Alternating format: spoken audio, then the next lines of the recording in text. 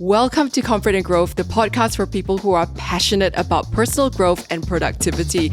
I'm so delighted to have with me Riyana Rupani, and you are somebody who I really look up to for your healthy-ish outlook on life. We met actually at a event for a bank where we were talking about holistic wellness, and I was doing more of the kind of mindset angle. And Riyana, I learned so much from her about the work that you do as a wellness coach and expert. Would you like to tell us a little bit more about who you are and your journey? Yeah, sure. So as Crystal said, I am a coach. I am a holistic nutritionist. So basically, I help people feel better through not only the foods that they eat, but their mindset and their lifestyle choices. So I wasn't always a holistic nutritionist. I actually used to work in the corporate world for most of my career. Did you? Which part? So I used to work in New York and here in Singapore. So I used to work for Estee Lauder. I've worked for Unilever, a couple of other FMCGs.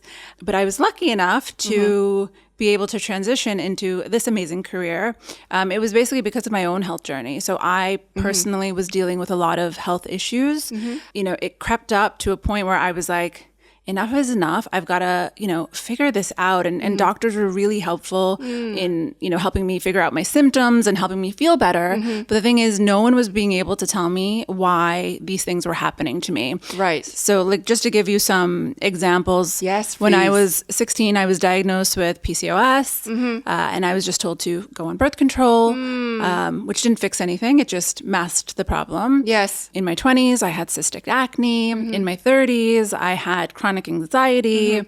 And then I developed not one, but two autoimmune conditions. And then for me, like the hair that broke the camel's back, I guess you could say, was when my husband and I were trying to conceive and we weren't able to. Right. So now I'm blessed with 3 beautiful boys. Oh, congratulations. Thank you. So I definitely do pay a lot of that towards the changes I was able to make. Doctors, of course, were extremely helpful, and we're blessed to live in a time where we have, the medical advances that we do. But there's a missing piece there for sure. For sure. Yeah. And when you said PCOS, it reminded me as well. Like I was also told that I had PCOS, and I don't know what your story was like, but the way it was a male gynae that delivered the news, he just looked at me and said, "You have PCOS, it's incurable." Yeah. Yeah. And then he said it's problems for your fertility and it probably means unlikely to have kids. And I was like, whoa.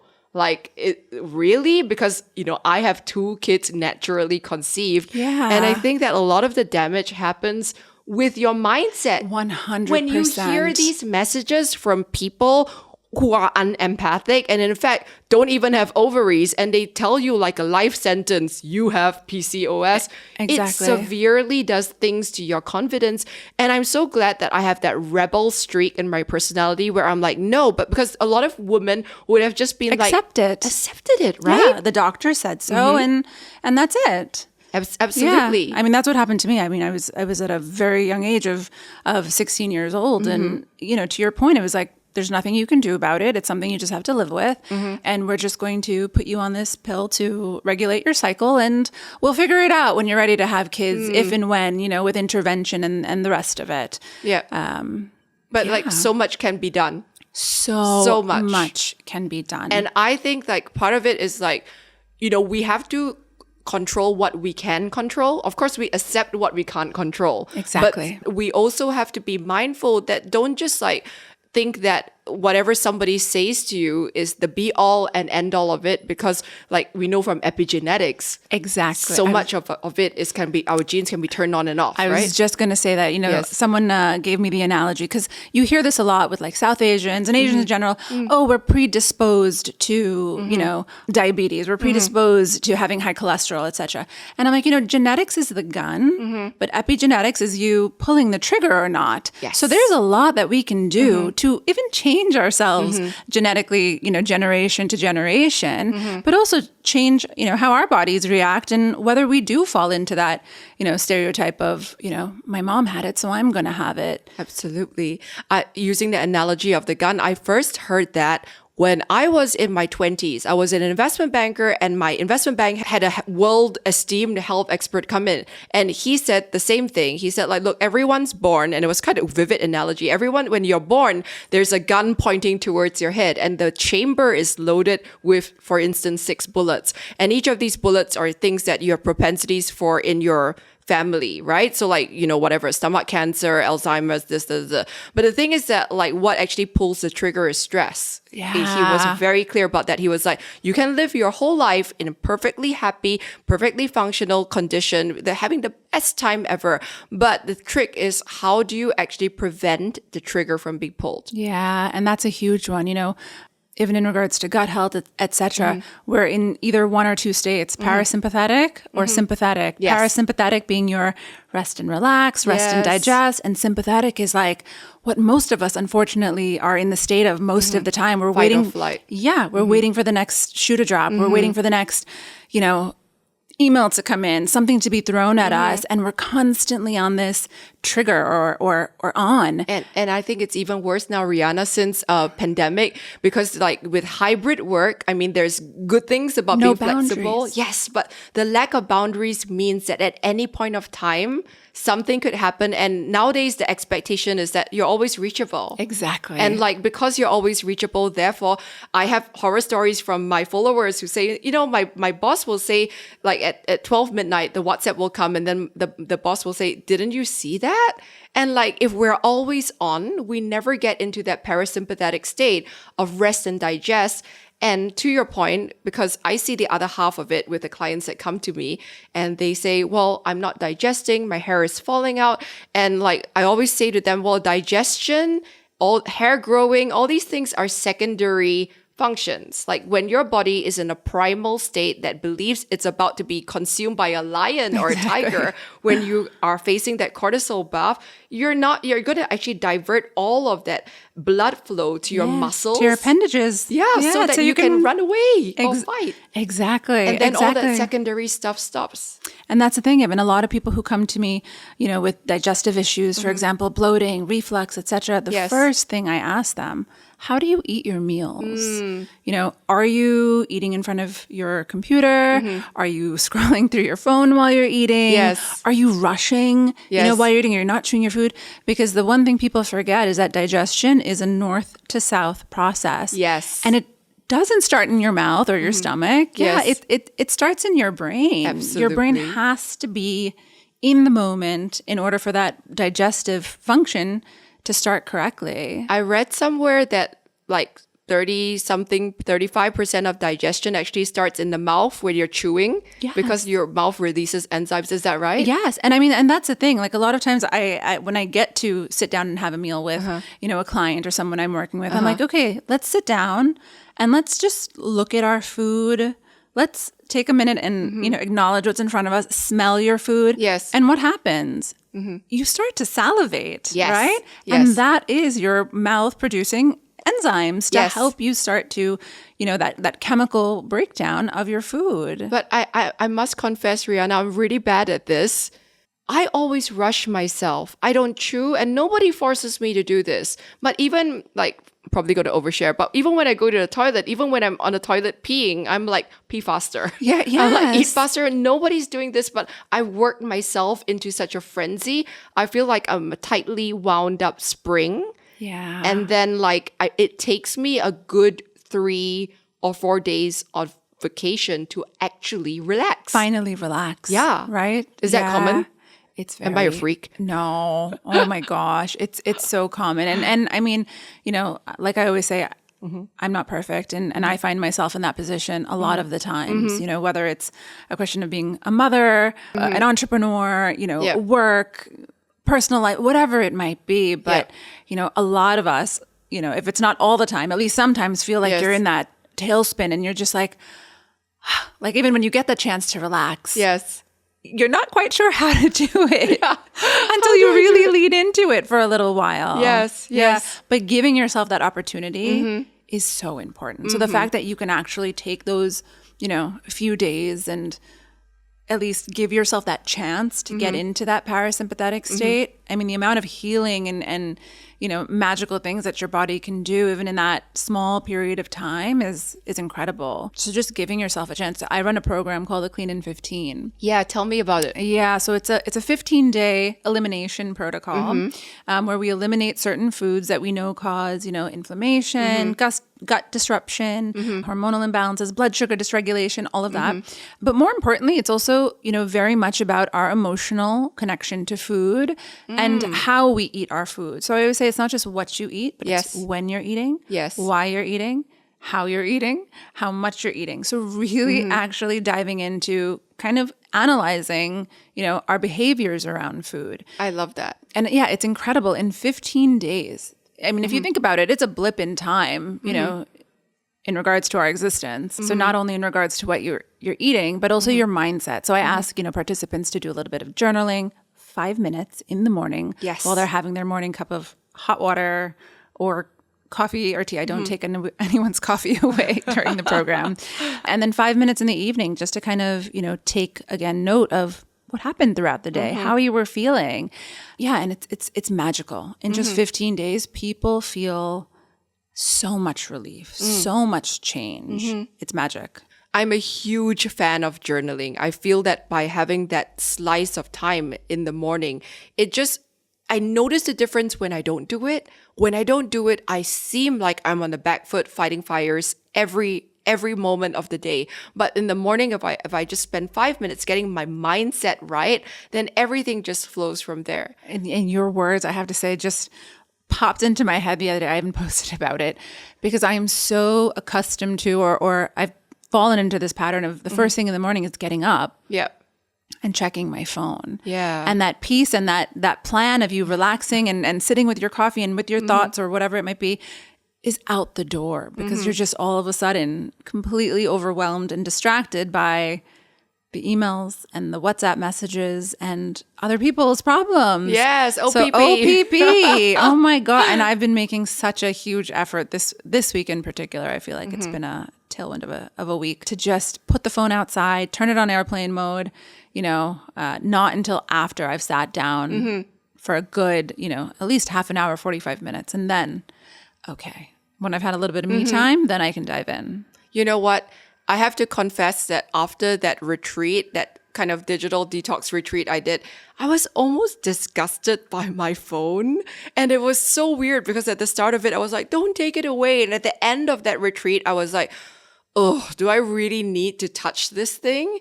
And I think that these slices are so important for us to reclaim our power. Yeah. But I want to get deeper into, we have a whole lot of questions. Yes. I think when my audience heard that I was speaking to you, there were so many questions that came in so thick and fast. I want to make sure that I have enough time to cover all of them.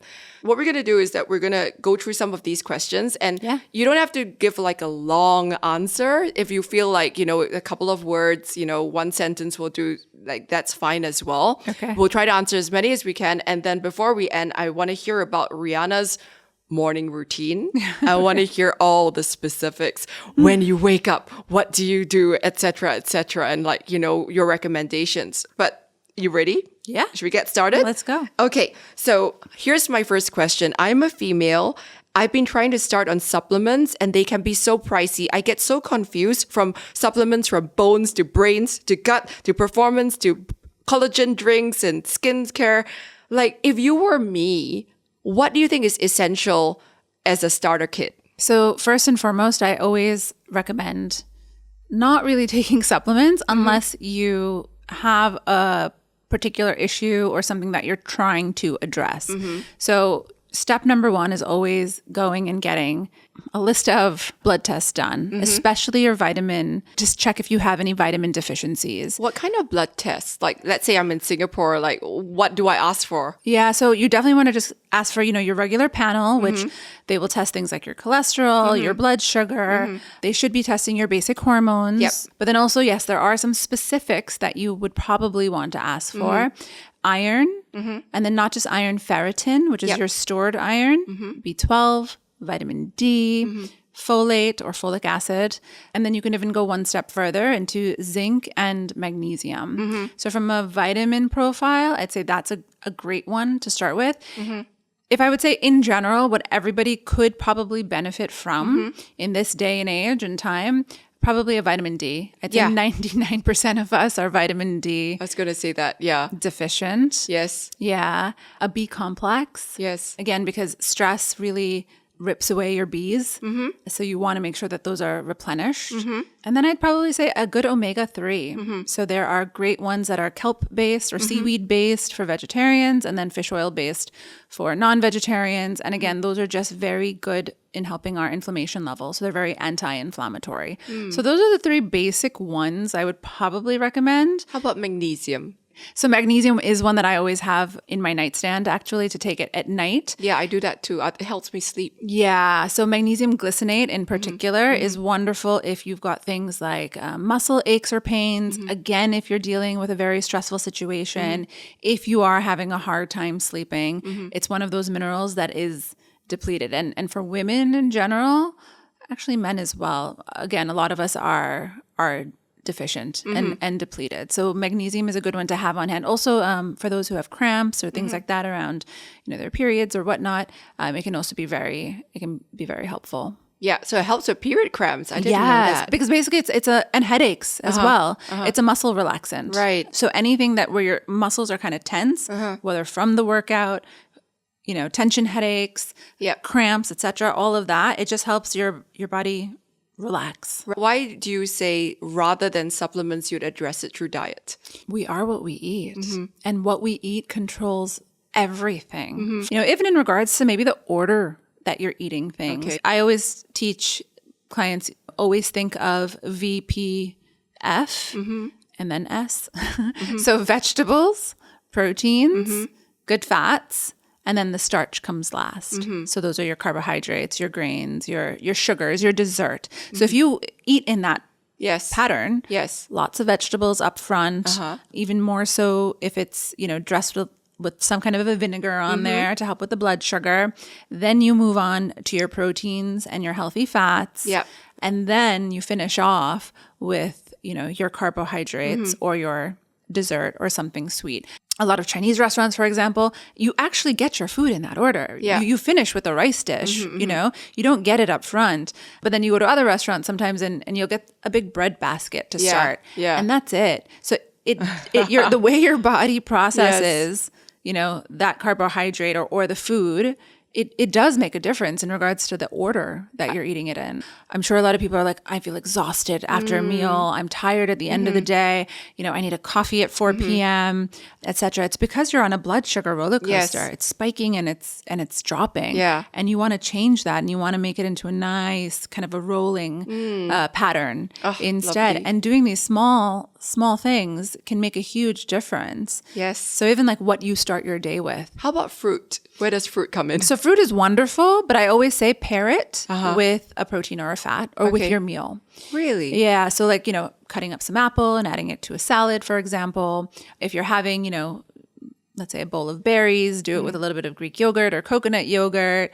Again, if you're having an apple, maybe with some nut butter on the side. So again, the protein and the fats from the accompanying food buffers the possible blood sugar spike that the fruit can give you. That makes so much sense. But I haven't been doing that because I think I read somewhere like fruit should be ate by its own. Yeah. And I don't know, that seemed to be like what people were telling me back then. Yeah. I mean, and it's kind of unfortunate also because a lot of people start their day, like even if you go to a lot of these, cafes and whatnot, they sell these big buckets of fruit. Yes. And then you see someone sitting down and they're having, a coffee and this fruit. Yeah. And they think they're doing something really beneficial and really healthy. And don't get me wrong, fruits are wonderful in terms of, their vitamin, composite and minerals and all of that. But they're also really high in sugar. Yes. And you are going to basically spike your blood sugar and then it's going to drop. And 2 hours later, you're going to find yourself hungry and looking for something else to eat to bring that blood sugar level back up. So I'm going to get into our next question, which is I travel a lot or I lunch outside a lot. And it seems really hard for me to control my diet and eat healthy when I'm either traveling or when I'm having all these outside lunches. What would you recommend as a strategy? Okay. So the first meal of the day, regardless of what time that meal is. But the first meal of the day is the most important. It will set you up for success or failure with your other meals during the rest of the day. So starting your day, whether you're traveling, whether you're eating out at a cafe or whatnot, protein, good fats. Okay. That's what you want the basis of your breakfast, your breakfast to be. And if you do that, you'll even find yourself having a lot less cravings throughout the day. Right.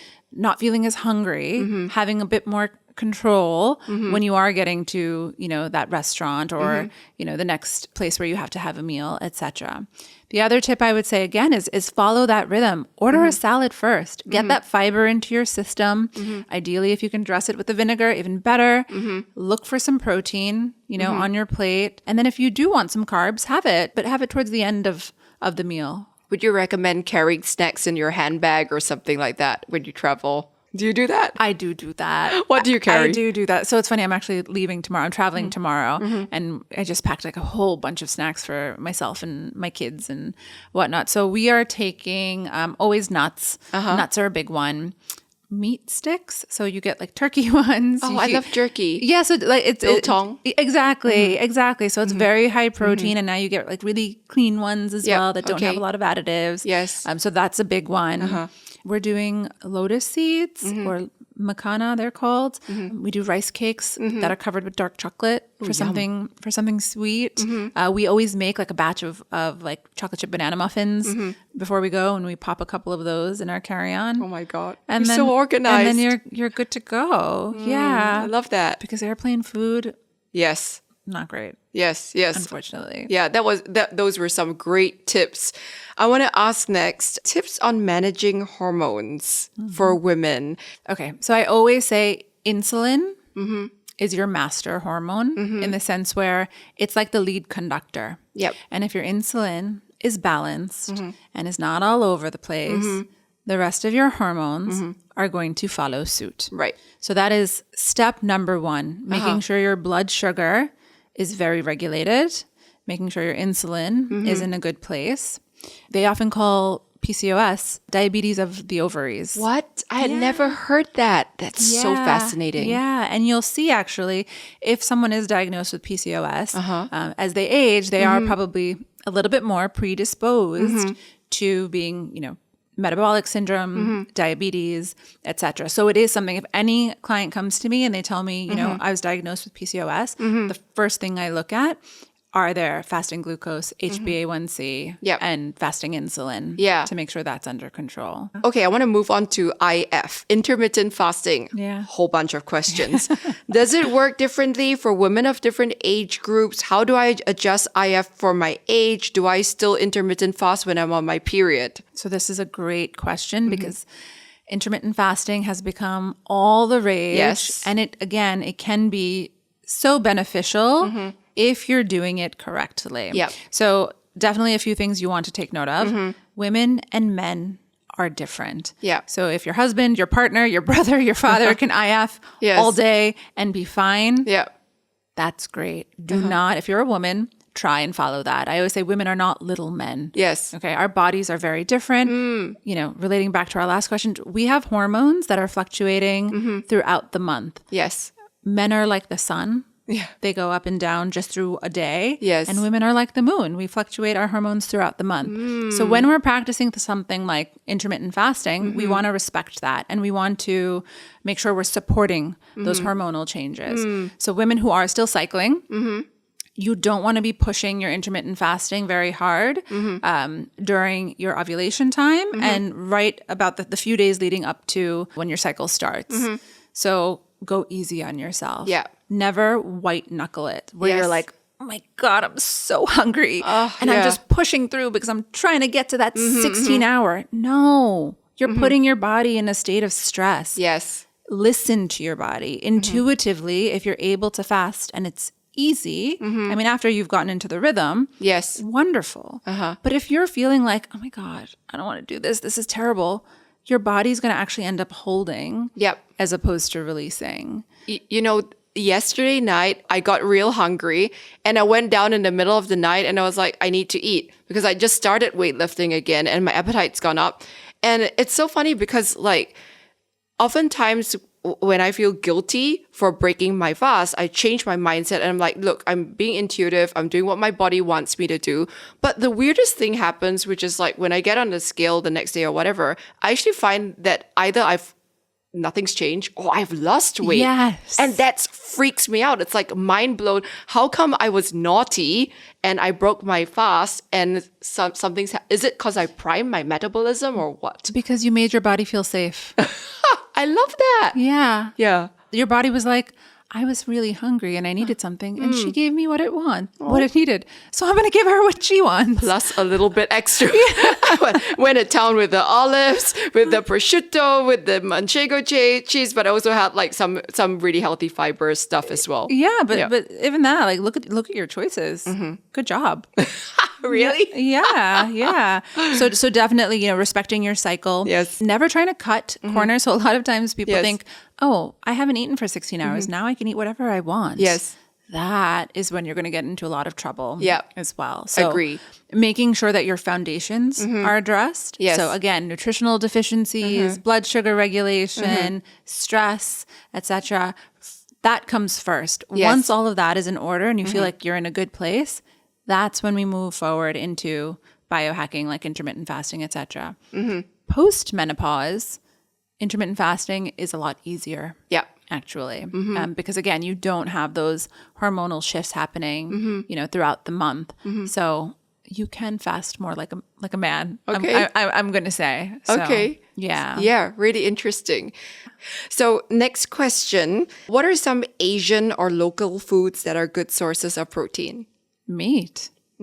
All kinds of meat. So, I mean, if you're talking about local dishes in particular, I gravitate towards like Thai food and, like your good steamed fishes. Yes. Chicken and rice, double the chicken, half the rice. Yes. And then you're good to go for, vegetarians or even non-vegetarians. Young tofu is wonderful. You can pick and choose what you want in there. Get a lot of fiber, get a lot of protein from that. I'd say those are, the go-tos.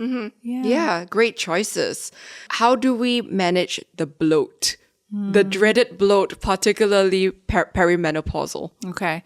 So first thing is always to remember, right? That north to south digestion that we were talking about. I see it all the time. If you're not chewing your food, if you're swallowing like chunks of your food, you better believe you're gonna be bloated because it's all just sitting in there and your stomach has to do a lot of extra work. Right. But also I think it has a lot to do with your microbiome. So you've got to remember that we actually don't digest our fiber. Our gut bacteria digests our fiber. So things like vegetables and whatnot, if we're consuming it and we're feeling like all of a sudden we're bloated, it's probably because you don't have enough of those good gut bacteria that you need to consume that fiber and break it down. And then therefore you get bloated. So it's like the answer prebiotics, probiotics? Yeah, so the answer would be definitely get in fermented foods into your diet. Just a tablespoon with, 1 or 2 meals of the day can be magical. And a lot of times I find it a lot more beneficial than taking an actual supplement because, it's got a lot more bang for what you're getting. It's alive. Love it. Yeah. A couple more questions. How do we delay brain deterioration as we age? Okay.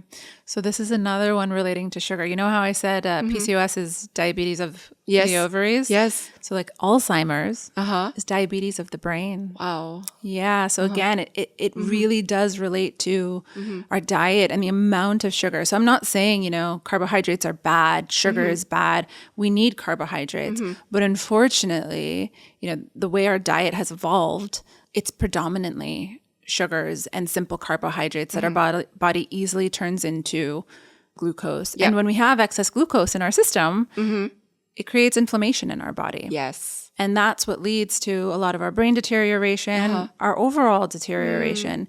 The other one is, of course, our gut health. Yes. Right? So the gut and the brain are directly connected through your neurotransmitters, hormones, and then your vagus nerve. So we've got a physical connection and a hormonal one. So taking care of that gut is 100% going to help your mental health. It's all connected, isn't it? It's all connected. You know, I read this book about the gut that said when we develop, the first thing that develops is the heart, and a human is a tube. Then one tube goes up from the heart and it becomes our mouth, and then one tube goes down from the heart and becomes our asshole.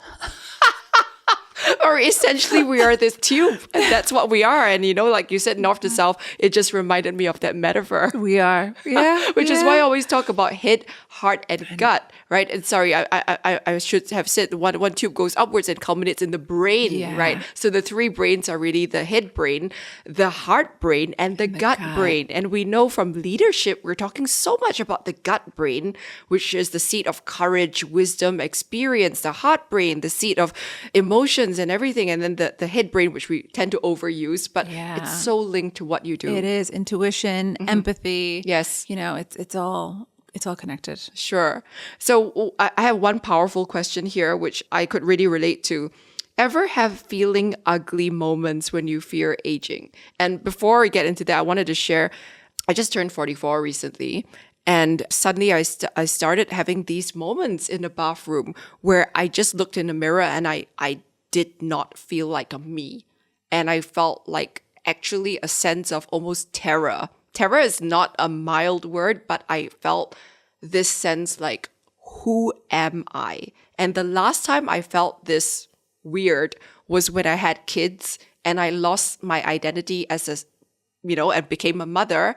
And I feel like, you know, this like really resonated with me. And yes, for me, I definitely have those feeling ugly moments. And I think any woman who says that they don't have that as well is lying. Yeah. They're lying. Yeah. Like, how's this process of aging been like for you? Yeah.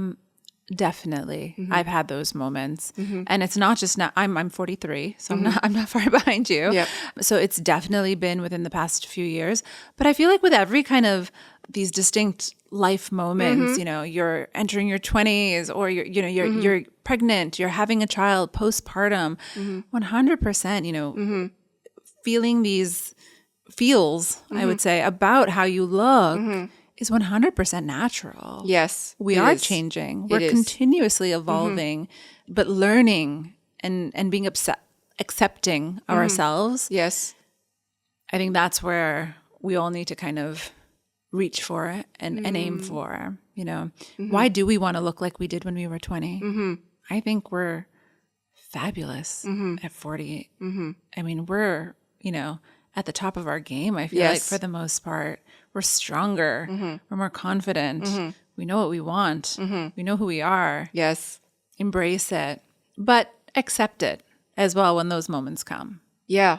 Couldn't agree more. When those moments come and I like want to look like a baby again, I remind myself, fuck, I'm powerful now. Exactly. And this is what powerful looks like. Exactly. And we're our worst critics. Yeah. Let's be honest. You know, the way I see you and the way you see you are going to be very different. Oh, yeah. And even on your bad days, on your, you know, ugly days, you know, where you kind of feel like, I don't look wonderful. Yes. Nobody else can see that. I know. You know, it's you. We fixate. I do so much social media, Rihanna, and that means I watch myself. I have to watch myself on the screen.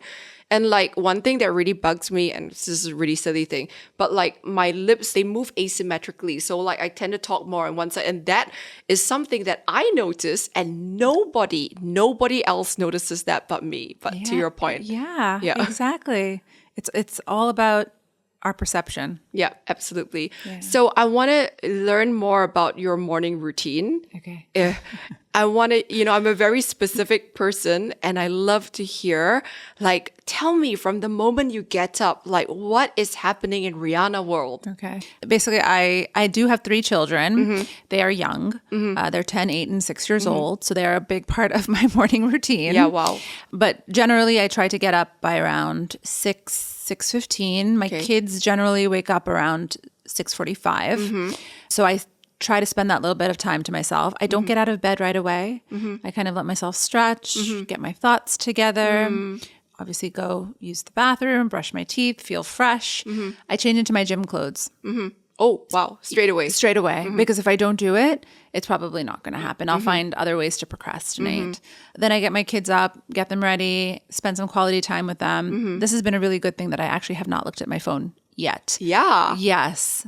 But yeah, so I'll get them up, get them dressed, get them ready, get them out of the door by 7:15-ish. And then I'll sit down and enjoy a cup of coffee. Look at my phone. Yes. Go through the messages, whatnot. Take me about 15, 20 minutes, and then I will go work out. Strength training for me is really important. So Where do you work out? I have a gym in my condo. So I'll just go down to the gym. I work with a trainer who sends me workouts that I can do on my own time. Oh, smart. Yeah, it's a game changer. And is that person also your accountability partner? Yes. So I have to, with every last set that I do, I have to film myself. Oh my God. and send it to her. But it's wonderful, actually, because she's not sitting there like hovering over me. Yeah. But at the same time, she's correcting my form. She's telling me what I'm doing wrong, what I'm doing right, adjusting my weights, etc. And I do it on my own time, whether I'm running late or early or whatnot, changing the days around. You know, it's on my own agenda. Love that. And then after that, by around 8:30, I'm done with my workout, and then I will start my day. I'd say my work day, I try my hardest to do a 9 to 6. You know, like I had mentioned, I've got 3 little kids, and I feel like spending a bit of quality time with them is really important. Yes. So dinner time often tends to be, our time together. Yeah. While they're sitting down and having their dinner, we get to chat about the day, go through any homework, any tasks, etc. Have a little bit of downtime as well together. Then they tend to, wind down and are off by like 7:30. What do you mean by off? Like in bed? I give them a little bit of screen time. Okay. Yeah, so they're off. Yeah, okay. So they're off. And then usually that's around the time my husband comes home as well. So we'll get a little bit of time together, either having dinner together or sitting with the other, if the other one has already had a meal. Yes. And then actually one thing that we've done recently, which is going to be very nice when we start it, is we've started to make a lunch date with each other on Saturdays. Oh. So we often find that, a lot of times on the weekends we get preoccupied with social engagements, friends, etc. Sundays, the whole day is with our kids. Saturday morning, Saturday afternoon is with our kids. But to get that time for just the two of us, it's tough. And we actually work together pretty closely. But still, right, to put aside the work and get that relationship time is important. So from 1 to 3 on Saturdays is date. I love it. A lunch date. I didn't know you work with your husband as well. Yeah. In this so not on the coaching side and that part of it, but on the product side. Yeah. Yeah, wonderful. Sounds like a really lovely balance and very intentional. Yeah, but the thing that also, I just want to put out there and say is it's never perfect. Yes, of course. So if it looks perfect on social media, if it sounds perfect right now, it's not. Yeah. It's not. And I think especially as women, we tend to give ourselves a lot of guilt for things not being perfect, and there could always be, an extra hour in the day that we need or whatnot, but you have to give yourself grace. Absolutely. And again, right, just from a health perspective as well, it's all connected. So one of my favorite quotes from Zen Master Suzuki says, "We're all perfect, each of us, and each of us could also do with a bit of improvement."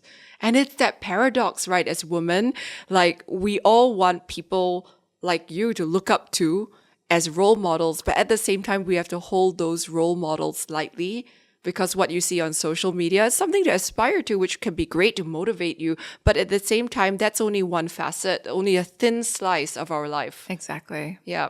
Exactly. Amazing. I want to also make sure that I learn more about what you're up to. I actually asked you about whether I could join your November intake for Clean 15. Yeah. So this is like the 15-day program. Okay, what do I have to do? What does it look like? So basically, once you sign up, you will get a bunch of guides to read through. You'll get a meal plan. You'll get recipes. You don't have to follow them if you don't want to. You get a shopping list as well, so you can start making pantry swaps and whatnot. And then you get added also to a WhatsApp group, so that I'm there to kind of guide you and coach you through the process. And also, it's always amazing when you have people who are going through the same thing. Totally agree. Because there's a lot of fear and anxiety when you're like, oh my God, how am I going to give up my chocolate or my wine or my, whatnot for 15 days. Yeah. But that peer support is so powerful. So basically we walk through and I guide you through this, detoxification process, this cleanse, if you will, but you also learn a lot about your body, what you can handle, what you can't handle. I actually saw the other day that you were saying you had some hives. Yeah, absolutely. Yeah. And like just getting down to understanding possibly is there something that you're not detecting that you're not sure of that's aggravating it. Yep. Like little things like this start to, show. And you start to see relief from all of these things. I need that discipline of just give me the meal plan, give me what to eat, tell me like I'm a child what to do because I'm too damn busy to make my own decisions. Yeah. And the thing is also, I'm very particular about there is absolutely no calorie counting. A lot of times people are like, am I going to, are you going to starve me? No. The point of the program is for you to feel full, satisfied. The food is delicious and tasty. Yes. So you're not going to be feeling deprived. I've seen some of the recipes. The one you posted yesterday with the green sauce and the chicken. Can't wait for it. Yeah. But before we go, we want to also look at some of the... Riyana was so sweet. She brought over all these products, these goodies that I want to show you. So thank you so much for bringing all this. Yeah. I totally didn't expect this. No, Can you explain a bit about like what all these pleasure. goodies are? Yeah. So one of the things that happened while I was working with my clients was, I was telling them to eliminate a lot of the foods that they loved, like their chili sauces, their soy sauce, etc. Because I said it could be aggravating you. Yeah. And they're like, okay, Riyana, wonderful, but give me something then I can replace it with. And I never want to give up my chili sauce. Yeah, and you don't have to now. So, the more I looked, I couldn't find anything that was made with, good oils. Yes. Without like, preservatives. Yes, Mm-hmm. exactly. Additives, colors, all of that gross stuff that was making you feel inflamed and terrible. Yes. So I started to experiment in my kitchen and started making big pots of different types of chili sauces and sampling them with friends and family and whatnot and clients. And from there, it kind of grew. So people were like, where can I buy it? What can I do? And now we are doing very well, I'd have to say. So the brand is called Every Day. So it's all about elevating your everyday. Oh, but it's every day with an I instead of a Y. Yeah, so it's for Riyana. Oh, I love it's it. Every The packaging is beautiful. Yeah. So it's all vegan, it's all gluten-free, it's all made with extra virgin olive oil. So if you were someone who was having chili sauces and you didn't feel so great afterwards, you'll feel amazing. Yes, I need this sambal because every single sambal has little prawns in it or something that breaks me out. Yeah, so this is one that everyone can enjoy. Amazing. So yeah, we were planning on launching in the US by the end of the year. That is so exciting. Yeah. I'm glad we had you on the podcast before you became like, the Martha Stewart of the world. The chili steward. Yeah. Chili Stewart. Well, thanks so much for joining us on our podcast today, Riyana. It was such an absolute pleasure. The amount of generous knowledge that you shared with us, I think could fill up an entire book on itself. So we'll have to get you back sometime. Definitely. If you love what Riyana shared about, we're going to pop where you can find Riyana in the show notes. And also, do you want to tell everyone where we can find you on social media? Yeah. So my handle is healthy-ish and happy because we all want to be healthy, but we need a little ish in order to be happy. Yeah, totally agree. Thanks so much for joining us today and see you next week on Comfort and Growth, the podcast for people who are passionate about personal growth and productivity. Thanks, Riyana. Thank you. Bye.